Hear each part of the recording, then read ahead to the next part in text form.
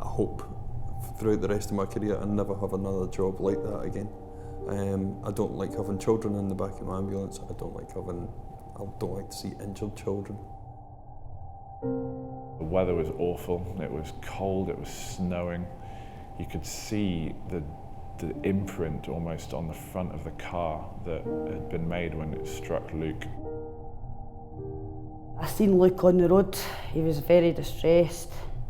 Yeah, I seen the blood and I lay in the road beside him. He was constantly screaming at the top of his voice. Ear-piercing screams. I could feel my eardrums vibrating with the screams. It was when I seen the actual scene and the blood, and I seen it coming out the nose as well. That's when I thought, God, no, that's bad. Sometimes we can't get the patient to the hospital. Sometimes we need to bring the hospital to the patient. The emergency was so severe that the ambulance crew on scene and the ambulance control centre realised that advanced care was going to be needed and requested Medic 1 really early. He started vomiting blood and we were struggling to clear that airway. At that point I thought we were not far away from doing CPR. I thought Luke was going to die at that point.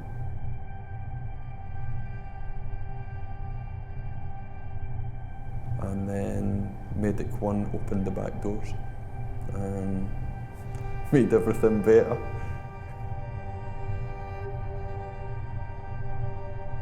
The team prepared and delivered the same level of care as you would get in an intensive care unit. But to deliver that on the side of the road in those conditions is really specialised, and that is where the Medic 1 team comes into its own. We realised that our skills as paramedics, they can take us so far, but I think myself and Pete both realised we needed a hand from Medic 1. They were going to be able to help Luke a lot better than what we could. Once we'd put him into a coma, it's then about getting him to the children's hospital as fast as we can, but keeping him in a coma and essentially delivering intensive care on the way to hospital. We got took to the side and told it was pretty bad and that the next 24 to 48 hours were critical. It was Christmas Eve and I saw his parents again, and he was in an intensive care bed and tubes everywhere and on a ventilator. But actually he was really holding his own, and he'd been doing well since we'd taken him in. And the plan was to wake him up, the next day. He was woken up Christmas Day. That's when he said his first words in that again. He says, I thought I'd missed Christmas. I says, no, wee man, you've no missed Christmas. So you just gave Mummy the best Christmas ever.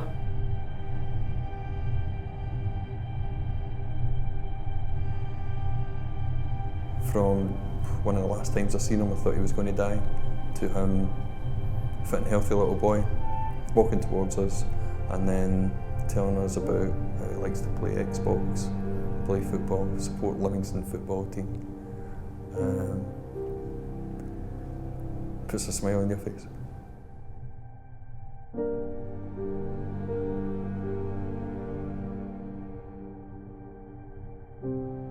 He needed, operations for his legs and lots of rehab, but to see him come and see us at the hospital, that's why we do the job. It was awesome.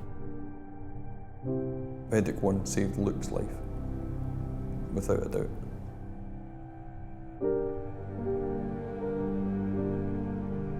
Me and my mum and the rest of our family and friends will be doing our utmost to help this charity as well, because they gave me the best gift ever, was my son.